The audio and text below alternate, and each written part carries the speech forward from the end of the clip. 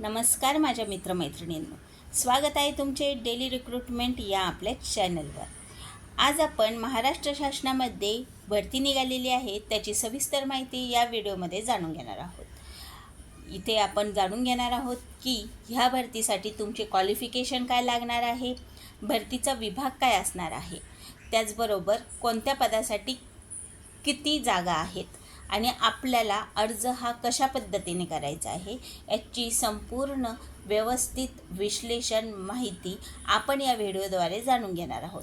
त्यामुळे सर्वांना विनंती आहे, व्हिडिओ शेवटपर्यंत बघा। चॅनलवर जे कोणी नवीन असेल चॅनलला लगेच सबस्क्राईब करून घ्या, बेल आयकॉनला क्लिक करून घ्या, म्हणजे भरतीचे असे नवनवीन अपडेट तुमच्यापर्यंत लगेचच पोहोचून जात जाईल। तर जाणून घेऊया महाराष्ट्र शासनाची भरती 2026 मधली ही सर्वात मोठी भरती आहे। एकूण 552 जागा इथे भरल्या जाणार आहेत।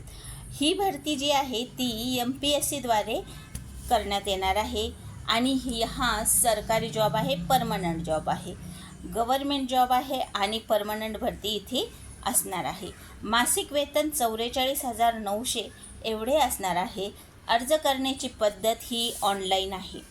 तुम्हाला ऑनलाईन पद्धतीने अर्ज करायचा आहे, म्हणजे तुम्ही देशातील, गावातील किंवा शहरातील कुठल्याही भागात असाल तर तुम्ही आपल्या मोबाईलहून, लॅपटॉपहून, कम्प्युटरच्या स्क्रीनहून अर्ज हा करू शकतात। वयोमर्यादा कमीत कमी 18 वर्ष असणे गरजेचे आहे। ही भरती परमनंट भरती आहे। अर्ज शुल्क ओपन प्रवर्गात असाल तुम्ही तर 719 रुपये आहे। तुम्ही जर जनरल कॅटेगरीचे असाल तर तुम्हाला 719 रुपये ही अर्ज फी लागणार आहे, अर्ज शुल्क लागणार आहे।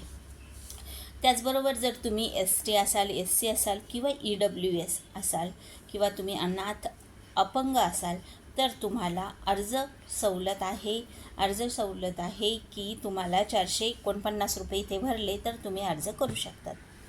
परीक्षेचे नाव आहे अराजपत्रित महाराष्ट्र गट ब सेवा संयुक्त पूर्व परीक्षा। पदाचे नाव सहाय्यक कक्ष अधिकारी गट ब। आता आपण जाणून घेऊया की इथे कुठली कुठली पदे भरली जाणार आहेत, त्या पदाचे नाव काय आहे आणि त्या पदाच्या अकॉर्डिंग तुम्हाला काय क्वालिफिकेशन असल्यावर तुम्ही त्या पदासाठी अर्ज करू शकतात।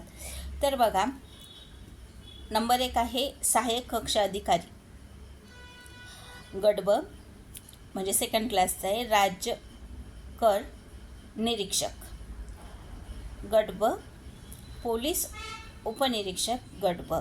यासाठी तुम्हाला शैक्षणिक अर्हता क्वालिफिकेशन काय लागणार आहे तर सांचिधिक विद्यापीठाची पदवी, म्हणजे मान्यताप्राप्त विद्यापीठाची तुमच्याकडे पदवी पाहिजे, म्हणजे तुम्ही ग्रॅज्युएशन झालेले पाहिजे किंवा तिच्याशी समतुल्य असणारी शासनाने घोषित केलेली इतर कोणतीही तत्सम अर्हता असलेली पदवी असली तरी तुम्ही इथे अर्ज करू शकतात।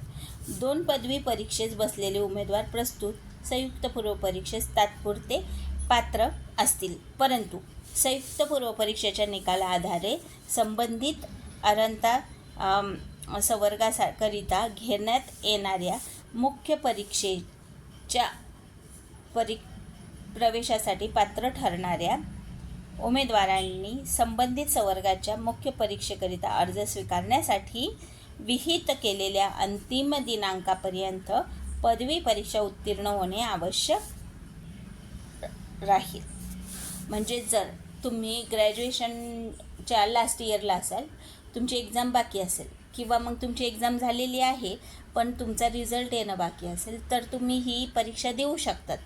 परंतु जर तुम्ही या परीक्षेत क्वालिफाईड झाला तर तुम्हाला जी नेक्स्ट मेन परीक्षा असती त्या MPSCमध्ये कसं असतं की 2 परीक्षा असतात, एक पहिली परीक्षा, नंतर मेन परीक्षा, नंतर तुमचं इंटरव्ह्यू घेतली जाते। तर मेन परीक्षेच्या आधी तुमचा रिझल्ट पास येणे आवश्यक आहे। तुमचा रिझल्ट आला की तुम्ही नेक्स्ट परीक्षेसाठी पात्र असतात। इंटर्नशिप कार्यशाळेतील कामाचा अनुभव आवश्यक असेल अशा पदवीधारकाने ही अट मुख्य परीक्षेमध्ये अर्ज स्वीकारण्याच्या विविध अंतिम दिनांकापर्यंत पूर्ण केली असली पाहिजे। म्हणजे जर तुम्हाला एखादा अनुभव जरी असला तर तुमच्याकडे ते सर्टिफिकेट वगैरे नसलं तर तुम्ही ते तुमच्या मेन परीक्षेच्या आधी मिळवून घ्या, म्हणजे तुम्ही त्या गोष्टीसाठी पात्र असाल। तर अशा प्रकारे ही भरती आहे आणि याचे जे जॉब लोकेशन आहे ते संपूर्ण महाराष्ट्रात आहे. अर्ज स्वीकारण्याची शेवटची तारीख आहे 30 एप्रिल 2026. 30 तारखेच्या आत तुम्हाला इथे अर्ज करून टाकायचा आहे. तर अशा प्रकारे ही भरतीची संपूर्ण माहिती होती. यासाठी तुम्हाला जी PDF ची लिंक, पूर्ण जाहिरातीची PDF ची लिंक आणि अर्जाची लिंक डिस्क्रिप्शन बॉक्समध्ये प्रोव्हाइड करत आहे. तिथे जाऊन तुम्ही ती सर्व व्यवस्थित चेक करा. तिथे जाऊन त्या लिंकला क्लिक करूनसुद्धा तुम्ही इथे अर्ज करू शकतात. तर या भरतीसाठी कोण कोण इंटरेस्टेड आहे त्यांनी डिस्क्रिप्शन बॉक्समध्ये येस टाका आणि व्हिडिओ कसा वाटला तो नक्कीच सांगा. भेटू नेक्स्ट व्हिडिओमध्ये नेक्स्ट भरतीच्या माहितीसोबत. धन्यवाद.